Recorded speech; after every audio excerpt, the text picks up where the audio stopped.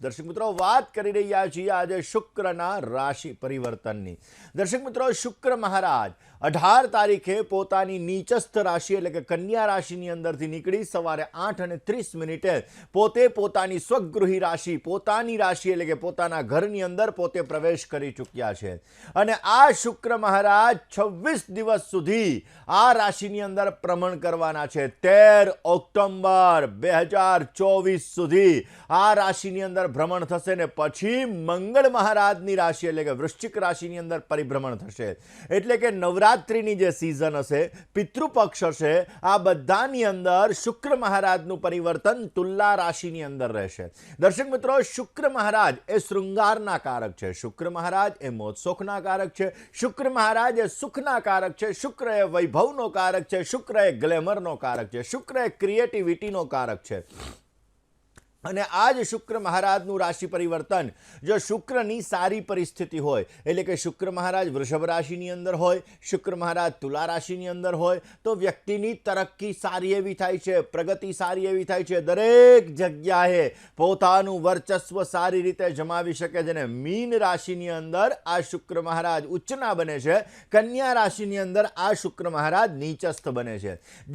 જે જાતકોની કુંડલીની અંદર શુક્ર મહારાજ સારા હોય આવા લોકોને ધનની સવલતા સારી એવી પ્રાપ્ત થાય છે. પોતાની પાસે 1 લાખ રૂપિયા હોય ને તો એમ થાય સંતોષ નહીં, મારે જેટલું જરૂર છે એટલું મને મળી રહે, એને કહેવાય શુક્ર સારો છે. જે વ્યક્તિની કુંડલીની અંદર શુક્ર મહારાજ સારા હોય આવા વ્યક્તિઓને સુખ સારું એવું પ્રાપ્ત થાય છે. હવે આ જ દર્શક મિત્રો, શુક્ર મહારાજ પોતે પરિવર્તન થઈ એટલે કે નીચસ્થ રાશિમાંથી નીકળી પોતાની રાશિ એટલે કે તુલા રાશિની અંદર જ્યારે આ શુક્ર મહારાજ પ્રવેશી ચૂક્યા છે તો ઘણી બધી રાશિઓ જાતકોના ભાગ્ય ચમકવાના છે.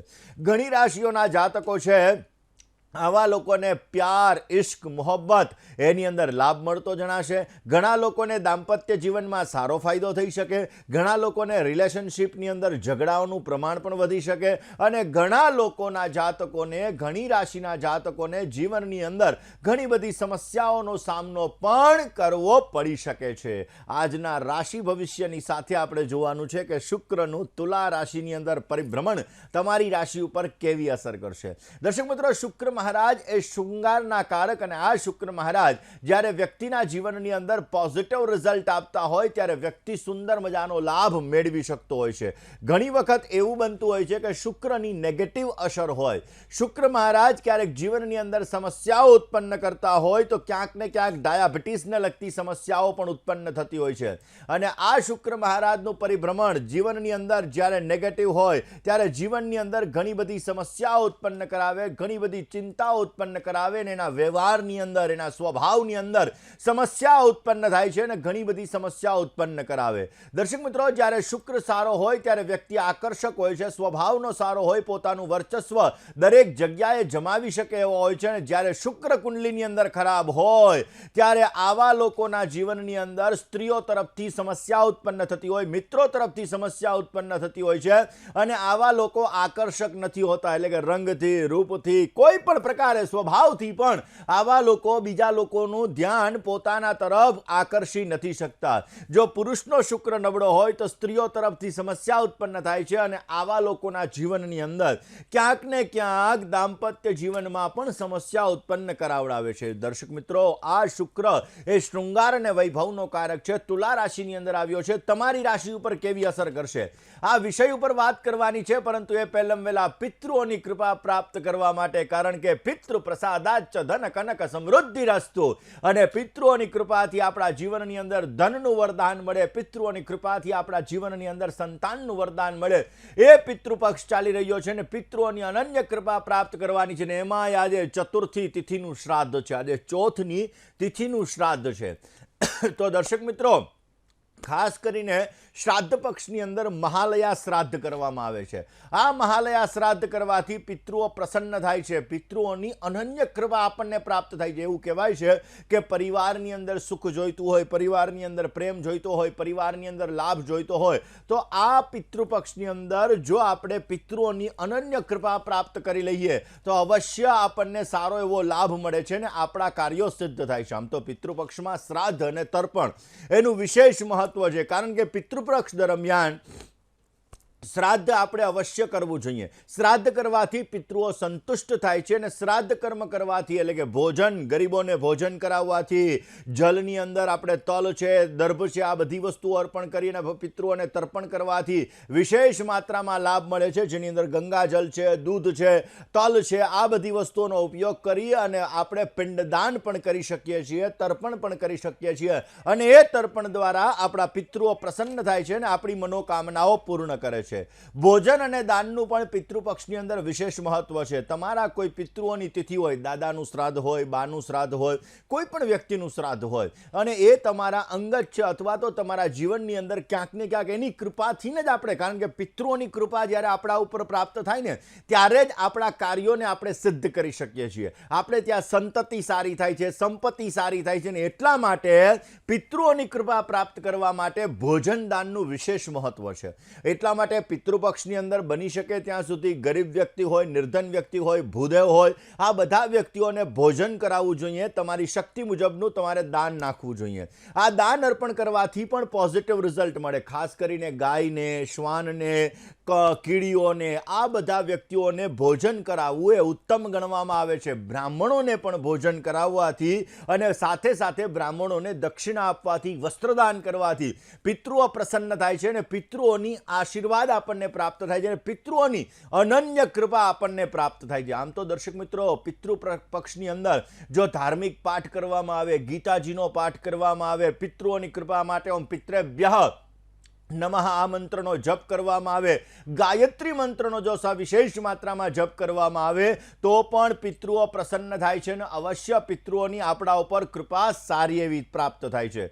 દર્શક મિત્રો, કપડાઓનું દાન અને વસ્ત્રોનું દાન, જે લોકોને વસ્ત્રોની જરૂર છે, જેને કપડાની જરૂર છે, જેના ગરીબ છે અને જેને કપડાં લેવાની ક્યાંક ને ક્યાંક શક્તિ નથી, આવા વ્યક્તિઓને જો તમે તમારા પિતૃઓની પાછળ વસ્ત્રોનું દાન કરશો, કપડાઓનું દાન કરશો, ગરમ કપડાઓ એનું તમે દાન કરશો તો એનાથી પણ તમારા પિતૃઓની અનન્ય કૃપા પ્રાપ્ત થશે અને પોઝિટિવ રિઝલ્ટ મળી શકે. મત્સ્ય પુરાણની અંદર એવો ઉલ્લેખ કરેલો છે કે વનસ્પતિ તંત્રની અંદર આ ઉલ્લેખ કરેલો છે કે જે લોકો પિતૃઓની કૃપા પ્રાપ્ત કરવા માટે વનસ્પતિઓની સેવા કરે છે, એટલે કે વૃક્ષોની સેવા કરે છે, વૃક્ષો વાવે છે અને એ વૃક્ષોની માવજત કરે છે, તો પિતૃઓ એના જીવનની અંદર જેવી રીતે વૃક્ષ મોટું થાય છે એવી રીતે પિતૃઓ એના જીવનની અંદર પોઝિટિવ રિઝલ્ટ આપે છે, એના જીવનની અંદર સારી સુગંધ ફેલાવે છે અને એના કાર્યોને સિદ્ધ કરે છે. જે પિતૃઓની કૃપાથી રોગનો નાશ થાય છે, દોષનો નાશ થાય છે અને આપણા જીવનની અંદર સારો એવો લાભ મળી શકે છે. મિનિમમ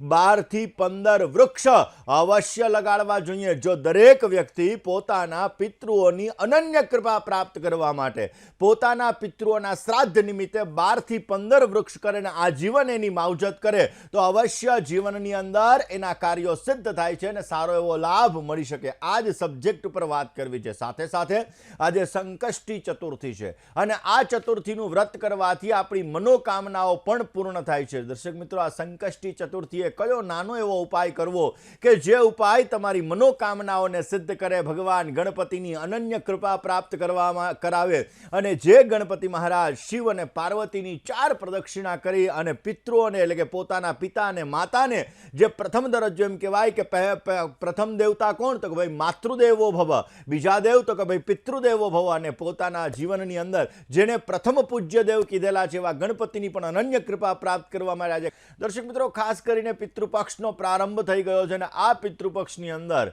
પિતૃઓને જલ અર્પણ કરવામાં આવે, પિતૃઓને અલગ અલગ વસ્તુઓ અર્પણ કરવામાં આવે તો અવશ્ય આપને સારો એવો લાભ મળી શકે છે. આમ તો શાસ્ત્રમાં એવો નિયમ છે કે જ્યારે તમે ભોજન કરવા માટે બેસો ત્યારે અન્નપૂર્ણે સદાપૂર્ણે શંકર પ્રાણ વલ્લભે જ્ઞાન વૈરાગ્ય સિદ્ધ્યર્થમ ભિક્ષાંદેહી ચ પાર્વતી, એટલે માં અન્નપૂર્ણાનું સ્મરણ કરીને આપણે ભોજન કરવા માટે બેસવું છે અને એ ભોજન કરતા સમયે 4 વસ્તુઓ આપણે અવશ્ય કાઢવી જોઈએ. આપણા ભોજનમાંથી 4 ભાગ કાઢવાના હોય, જેની અંદર ગાયનો ભાગ, જેને આપણે ગાયગ્રાસ તરીકે ઓળખીએ છીએ, શ્વાનનો ભાગ છે, ખાસ કરીને એના પછી શ્વાનના ગાય, શ્વાન, કાગ અને કીડીઓ, એના માટેનો આપણે ભાગ કાઢીને પછી જો આપણે ભોજન કરીએ તો આપણા જીવનની અંદર સમૃદ્ધિનું વરદાન મળે. પરંતુ પિતૃપક્ષની અંદર અવશ્ય આપણે આ વસ્તુ કરવી જોઈએ, જેથી આપણને સારો એવો લાભ મળતો જણાય છે. દર્શક મિત્રો, દક્ષિણ દિશા એના તરફ મોઢું રાખી, આમ તો નૈઋત્ય ખૂણો એ પિતૃઓનો ખૂણો છે ને, એટલે દક્ષિણ દિશા તરફ મોઢું રાખીને જો તર્પણ કરવામાં આવે તો અવશ્ય આપણા જીવનની અંદર પોઝિટિવ રિઝલ્ટ મળે છે અને પિતૃઓની અનન્ય કૃપા આપણને પ્રાપ્ત થાય છે. મિત્રો, આજે સંકષ્ટી ચતુર્થી છે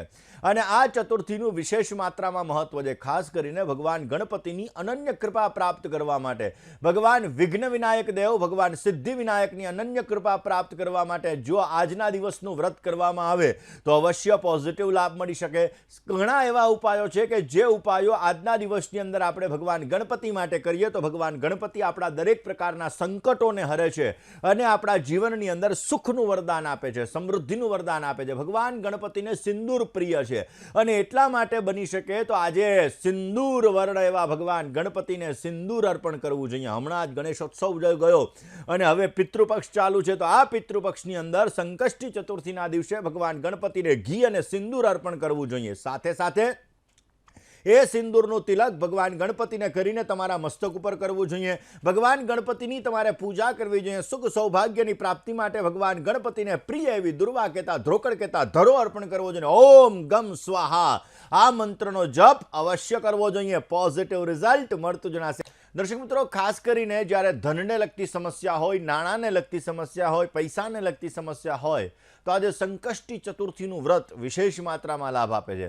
આજના દિવસની અંદર ધન સંપત્તિને લગતી જો સમસ્યા હોય તો ધનદાતા ગણેશ સ્તોત્રનો આપણે પાઠ કરવો જોઈએ. એની સાથે સાથે ઓમ શ્રીમ, ઓમ રીમ, શ્રીમ રીમ ક્લીમ શ્રીમ ક્લીમ વિત્તેશ્વરાય નમઃ ક્લીમ આ માળા 11 વખત અવશ્ય કરવી જોઈએ. 11 માળાનો જપ કરવાથી તમારા જીવનમાં નાણાંને લગતી સમસ્યા દૂર થાય છે, પૈસાને લગતી સમસ્યા દૂર થાય છે અને અવશ્ય આર્થિક સુખાકારી પણ તમને સારી એવી પ્રાપ્ત થઈ શકે છે. દર્શક મિત્રો, ખાસ કરીને આજે સંકષ્ટી ચતુર્થી છે. આજના દિવસની અંદર હું ગંગણપતયે નમઃ મંત્ર બોલી અને 17 દુર્વા જો આજે ભગવાન ગણપતિને અર્પણ કરવામાં આવે તો પણ અવશ્ય આપને સારો લાભ મળી શકે. આજના દિવસમાં પંચરત્ન સ્તોત્રનો પાઠ કરવામાં આવે, પંચરત્ન ગણેશ સ્તોત્રનો જો આજે પાઠ કરવામાં આવે તો અવશ્ય તમારા જીવનની અંદર સમૃદ્ધિને લગતું વરદાન પ્રાપ્ત થાય, ભગવાન ગણપતિની અનન્ય કૃપા પ્રાપ્ત થાય અને અવશ્ય તમને સારો એવો લાભ મળતો જણાશે. દર્શક મિત્રો, ખાસ કરીને આજે સંકષ્ટી ચતુર્થી છે. આજના દિવસની અંદર લાલ ચંદન ભગવાન ગણપતિને અર્પણ કરવામાં આવે, લાલ કલરનું વસ્ત્ર ભગવાન ગણપતિને અર્પણ કરવામાં આવે. મનની શાંતિ મળે છે, સંતાનની પ્રગતિ પ્રાપ્ત થાય છે અને સફેદ અને પીળા કલરના વસ્ત્ર ધારણ કરીને જો આજે તમે ભગવાન ગણપતિની પૂજા કરો, ભગવાન ગણપતિ ઉપર પ્રણમ્ય સરસા દેવમ ગૌરીપુત્રમ વિનાયકમ ભક્તાવાસ સ્મરે નિત્યમ આયુ કામાર્થ સિદ્ધયે. આજના દિવસની અંદર ભગવાન ગણપતિની આરાધના કરી અથર્વ શીર્ષનો પાઠ કરવામાં આવે અથવા ઋણમોચન ગણેશ સ્તોત્રનો પાઠ કરવામાં આવે તો અવશ્ય તમારા જીવનની અંદર કર્જને લગતી સમસ્યામાં તમને રાહત મળે છે, પોઝિટિવ રિઝલ્ટ મળે છે અને તમારા કાર્યો સિદ્ધ થતા જણાય છે. દર્શક મિત્રો, ખાસ કરીને જીવનની અંદર પોઝિટિવ રિઝલ્ટ પ્રાપ્ત કરવા માટે આપણે ભગવાન ગણપતિની ઉપાસના પણ કરી શકીએ છીએ. એવું કહેવાય છે કે કલૌ ચંડી વિનાયકો, કલયુગની અંદર ભગવાન ગણપતિની આરાધના, ભગવાન ગણપતિની પૂજા સવિશેષ માત્રામાં લાભદાયી છે અને આ ભગવાન ગણપતિની પૂજા કરવાથી આપણી મનોકામનાઓ પૂર્ણ થાય છે અને પોઝિટિવ રિઝલ્ટ મળતો જણાય છે. એટલા માટે આજે સંકષ્ટી ચતુર્થી છે. આજના દિવસની અંદર જો ભગવાન ગણપતિના મંત્રનો જપ કરવામાં આવે, ભગવાન ગણપતિને દુર્વા કહેતા ધ્રોકળ અર્પણ કરવામાં આવે તો પોઝિટિવ લાભ મળી શકે. આજે ચતુર્થી તિથિનું શ્રાદ્ધ પણ છે, એટલે આજના દિવસની અંદર તમારા પિતૃઓની અનન્ય કૃપા પ્રાપ્ત કરવા માટે દેવ, ઋષિ, મનુષ્ય પિતૃ તર્પણ અવશ્ય કરજો અને બની શકે તો બ્રાહ્મણને ભોજન કરાવજો. અને વાત કરીએ એમ ગાયને, કાગને, શ્વાનને, કીડીઓને ભોજન કરાવવાથી અવશ્ય તમને પોઝિટિવ લાભ મળશે, તમારા કાર્યો સિદ્ધ થતા જણાશે.